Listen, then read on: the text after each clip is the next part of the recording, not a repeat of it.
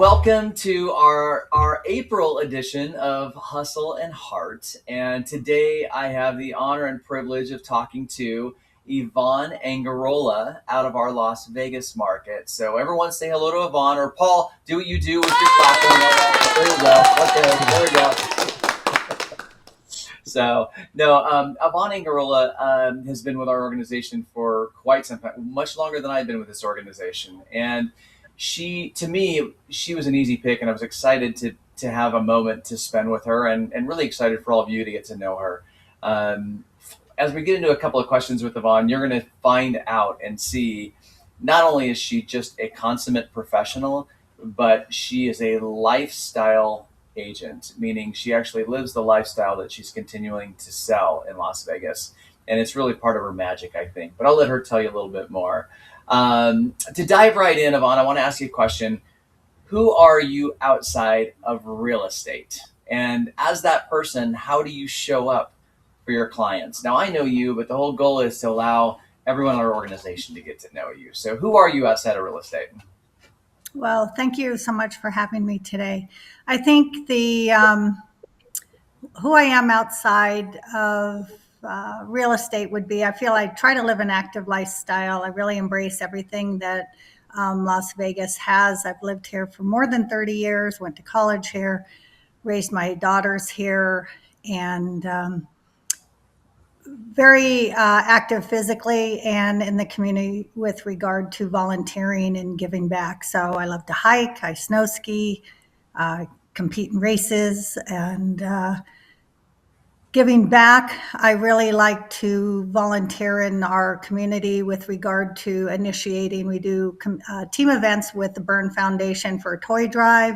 We do Project 150. Then I also have some an international organization, which I've been president of for over 10 years and helped that grow in Africa for underprivileged children. We have orphanages, do wells, and that kind of thing. So this helps me, fulfill myself and be able to be an ambassador for Las Vegas too, because I really think there's a lot to offer here that people don't know. Yeah, and for those of you, I'm hoping you were listening to everything Yvonne talked about. First off, she said she has an active lifestyle. You are probably the most active agent anywhere in Las Vegas. You are everywhere all the time. I think you probably run on about 4 hours of sleep, because when you're not being active, you're traveling somewhere to be active. And I always tell everybody when I come back, I want to be Yvonne, because Yvonne truly lives a full lifestyle. Do you want to talk about, I know this wasn't what we talked about earlier, but do you want to talk about your foundation? Because it is pretty amazing what you've done and what you raised last year alone.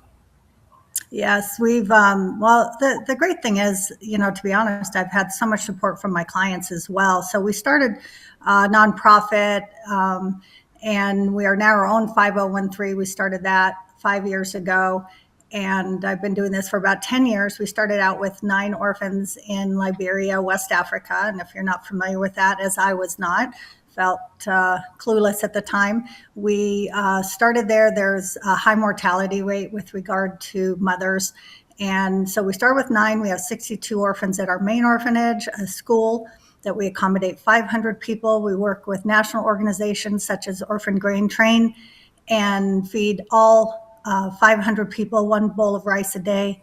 We have a medical clinic. We've done microloans for women to get them started in businesses and help mentor them with regard to business plan, using the people on the ground. So it's not about us just giving things.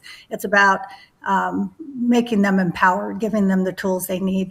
And this last summer, I was there for 2 weeks, and my older daughter came, which was wonderful. We went into the very remote areas and dedicated a few wells, which we do every year because clean water is not a common thing there. We now have several orphanages and several schools, and do a big fundraiser every fall. And I have a lot of my clients donate every year to it. I mean, it's something that they've supported because of me, which is very great. I'm very grateful for.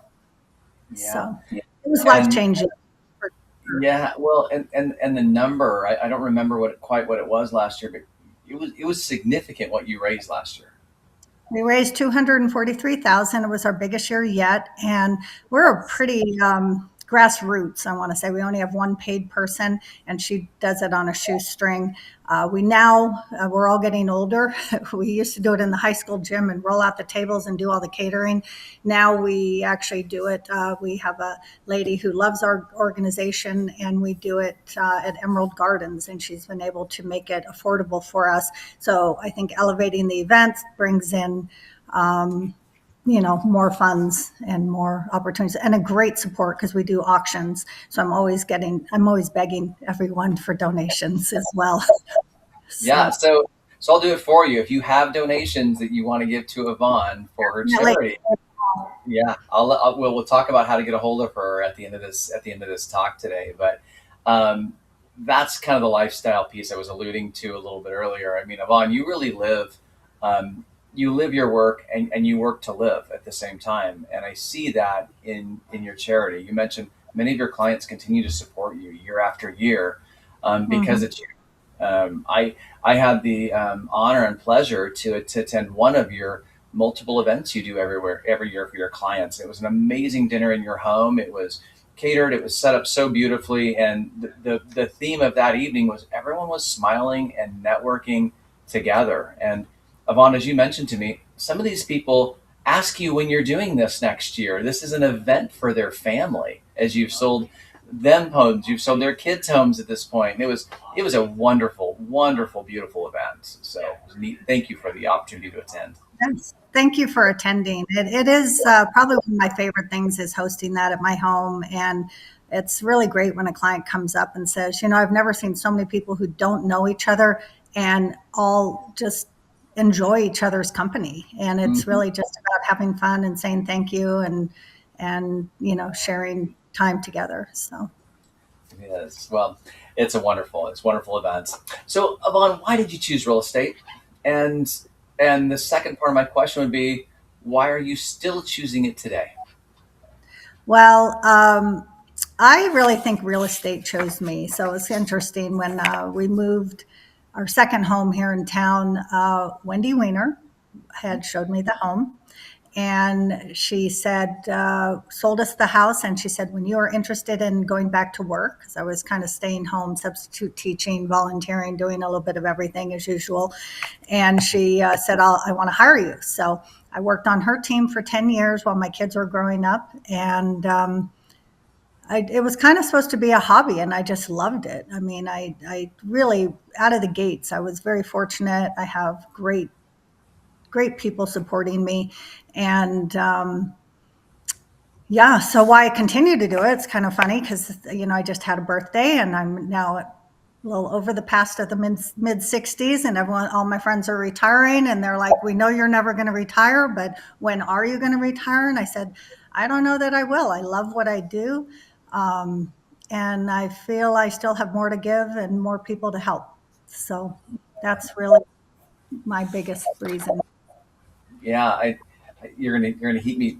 Everyone's gonna hear me beat this drum about being a lifestyle realtor, but that's really again what you are. You don't have any desire to retire, and you live a wonderful life, Yvonne. You do a lot of traveling internationally, as well as nationally, and you've got I know your daughter in Manhattan.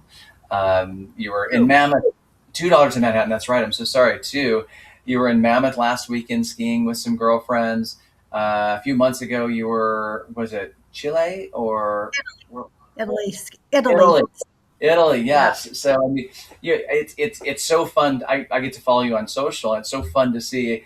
I'm going to start something that's called "Where's Yvonne," and we're going to try to may have some guesses to where you guys are at. And you got a place on the beach over in the Oceanside area as well that you get to escape to, and it gets a little toasty here in Vegas from time to time. So, what do you do consistently, Yvonne, that most agents you think maybe they avoid it or maybe they're going to create excuses around it, but it's something that you do and you would say is maybe a critical point to your success? Well, I think a number one question a lot of people ask is how big of a SOI or sphere do I have? And including family, my entire address book is less than 300 people. It's very small I think, for the amount of business that I do. And Mhm. I do connect with everyone regularly. Annually, like the event that you attended, which was thank you so much again. And we do an annual summer movie, which is super fun. I look forward to that. Texting, calling. If I'm driving by a neighborhood or I have a property that I'm listing, I'll just let someone know that they're top of mind. I'm thinking of you. I viewed this great property, trying to get people to think about too what their next step is in life. And that means communicating and being part of their life. So, I have a client now that I think his parents need to sell and they could use a next gen. So I saw a great product. So I'll reach out to them about that.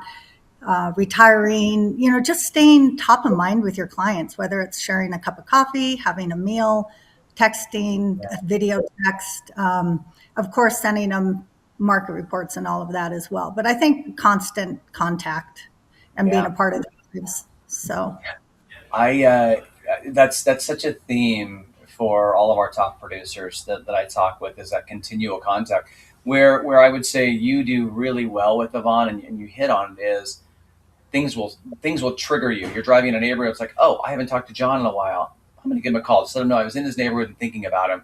And I've heard very few people talk about that, where they get these triggers and they'll do that, which is so powerful because you're in the moment and it's present, and so different from the technology touches that we do. And I'm not discounting the technology touch. The technology touch, it's important, it's critical. We should be doing neighborhood reports all the time. We should be doing market reports.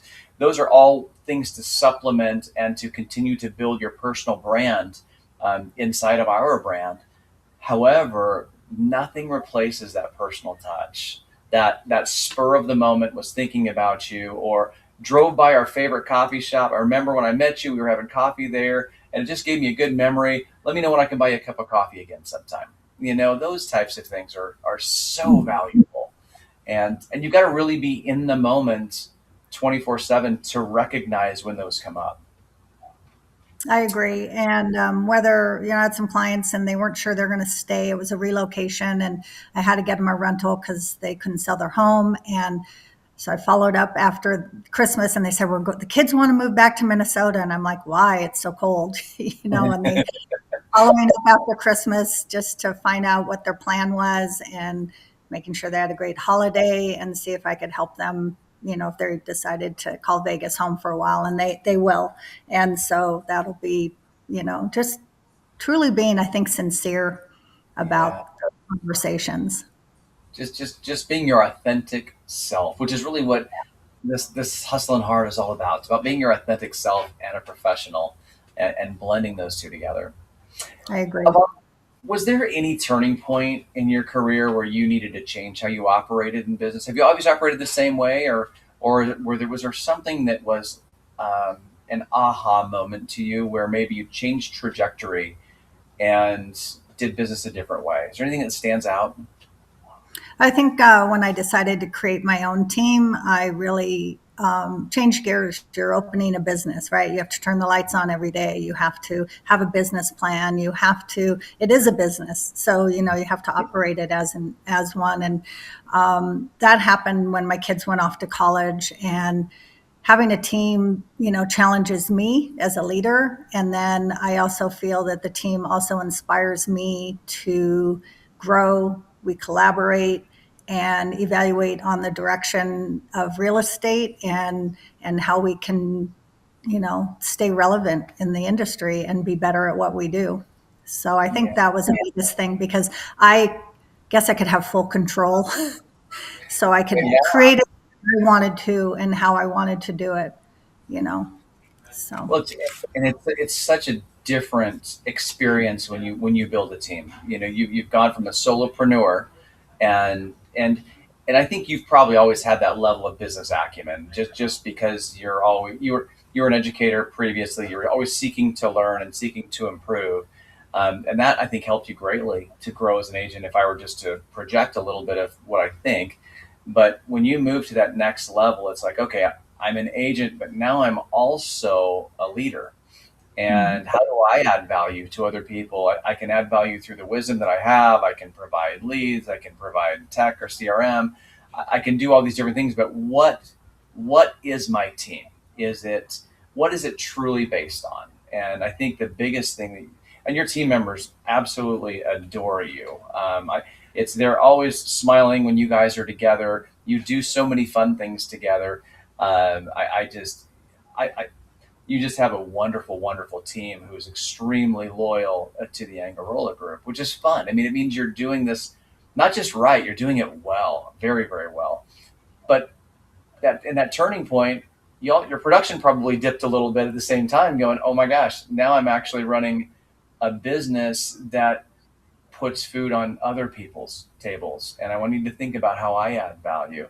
So that is a big turning point. How long have you had your team now, Yvonne?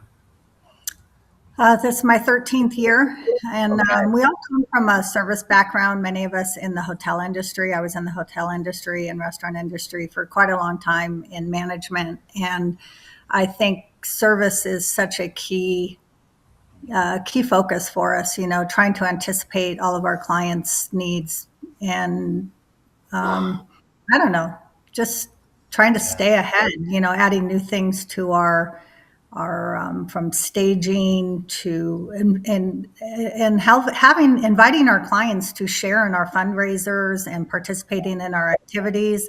I think that they really enjoy it, from our toy drive to even going on. We've had a couple go on a kayak trip with us and hiking. I mean, so we try to involve them in a lot of different aspects of it, and not just real estate, and also trying to share with all of them, trying to be more of a planning for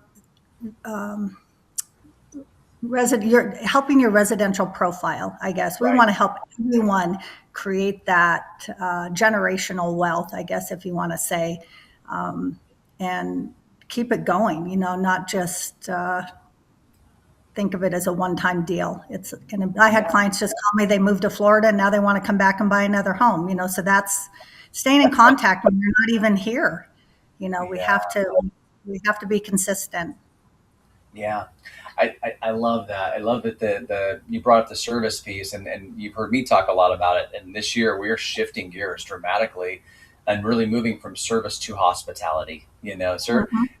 I mentioned it in my talks at awards. You know, service will get the job done, but hospitality leaves you unforgettable forever. And that's the Yes. biggest shift we're going to be making in our organization, is to make sure that every touch point we have with you, with our agents, with our clients, with our colleagues, with our employees, have a high level of hospitality so everyone feels so good about what they're doing. And not inauthentic hospitality, but true hospitality, because number one, it's the right thing to do. And number Mhm. two, it allows people to dig in and find the best versions of themselves at the same time. And it's really cool you're doing that with your clients. The other thing is you're really allowing your clients, and especially those that aren't from Las Vegas, you're giving them the opportunity to experience Las Vegas outside of the Strip. You're showing them that people do live and work and play here, you know, rather than just behind a table. And I love that. I think that's wonderful.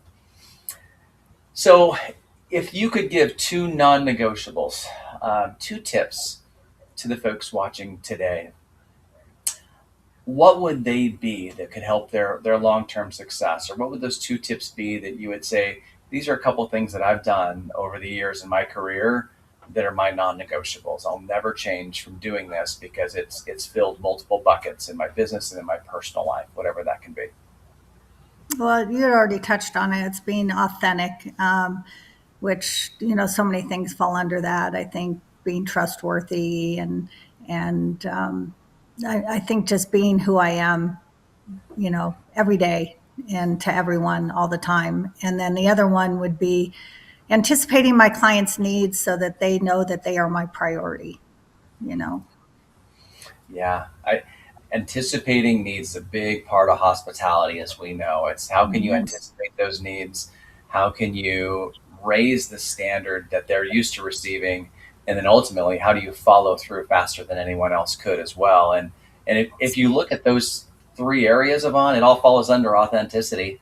When you're not trying to be someone else, you're more focused on who you're trying to help at the same time. And it's something you do really, really well in our organization. You're such an incredible brand ambassador, um, just because of the things that you do with your charity, with your team, with the things you do on the weekends, just sharing socially, you know, your experiences and adventures.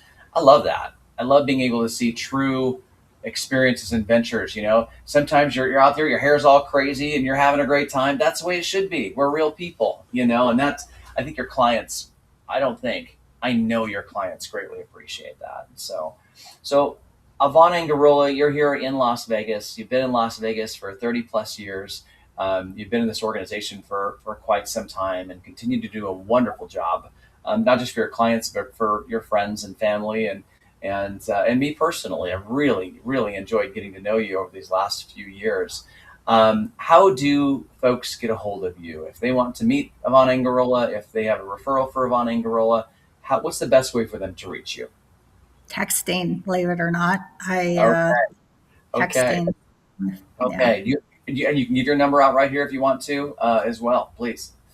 702-326-0328. So Perfect. Perfect.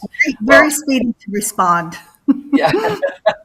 Well, you are speedy to respond to, by the way. So I want to thank you for taking time out of your busy schedule to do this, because I know how busy your schedule is with your life, your family, your work, and your charities, everything that you're doing right now. So it means the world to me that you would do that for me and for the organization.